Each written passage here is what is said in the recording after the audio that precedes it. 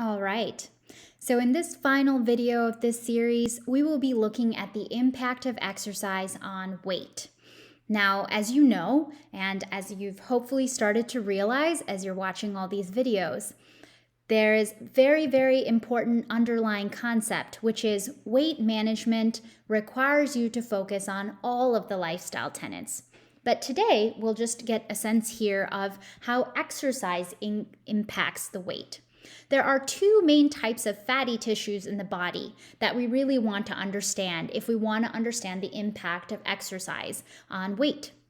And this would be what's called visceral fatty tissue and subcutaneous fatty tissue. So here we have what's called a cross section, and we're going to be able to see a lot of the organs in the abdomen. So for example, you've got things like your spleen and your intestines, you've got your stomach and things like that in this area. And then the back over here is going to be your spinal cord, for example. So when you look at a cross section like this, anything that's in the yellow is what we would consider fatty tissue. When the fatty tissue is sitting around the organs, we call this visceral fatty tissue, viscera being organ. On the other hand, when the fatty tissue is sitting just underneath the skin layer, but not really around the organs, we call this subcutaneous fatty tissue, cutaneous being skin and sub being right under.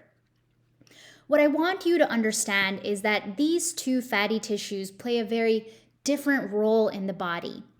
Visceral fatty tissue tends to be extremely inflammatory. This is really the fatty tissue that, if you've heard my other videos, I really talk about brain fog for the organs. This fatty tissue releases toxins and it inhibits your organs from working and functioning correctly. This is a fatty tissue that we definitely do not want. And if we do have it, we want it in very minimal amounts. So when it comes to visceral fatty tissue, the best way to get rid of it is really full body movements, for example. The more we do full body movements, the more we're focused on getting rid of this fatty tissue. I also want to mention to you that in terms of our bodies, many times our own body and mind will choose this fatty tissue to go away first. As many of you may have already experienced as you're making these lifestyle changes, sometimes the first symptoms aren't dramatic pounds or kgs that are coming off your body.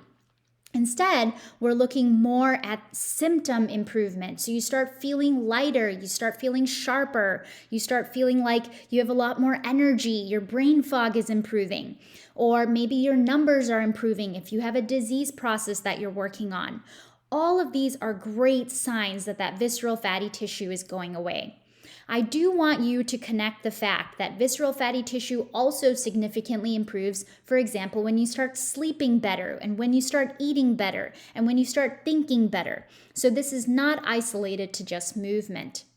The other fatty tissue, subcutaneous fatty tissue, really tends to be what we may see when we look at ourselves. This may tend to be the excess fat that we want to get rid of for things like image. This fatty tissue does contribute when there's an excess amount of things like weight that is a burden for the spinal cord or the bones and the joints. Really can contribute to the development of things like arthritis.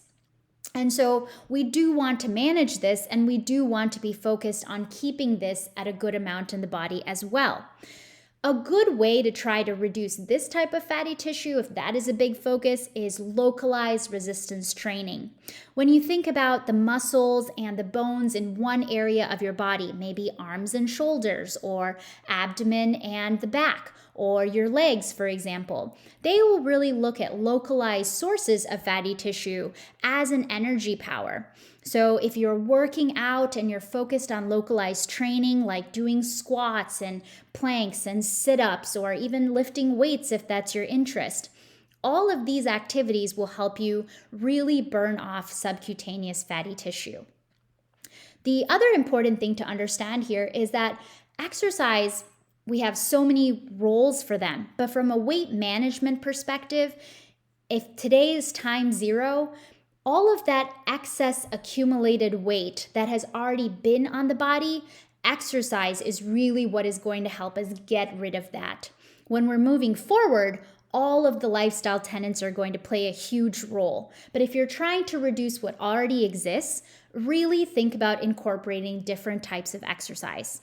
Now, I'll have you watch the other videos in this playlist to better understand how to create goals and how to start implementing exercise and movement into your weekly routine.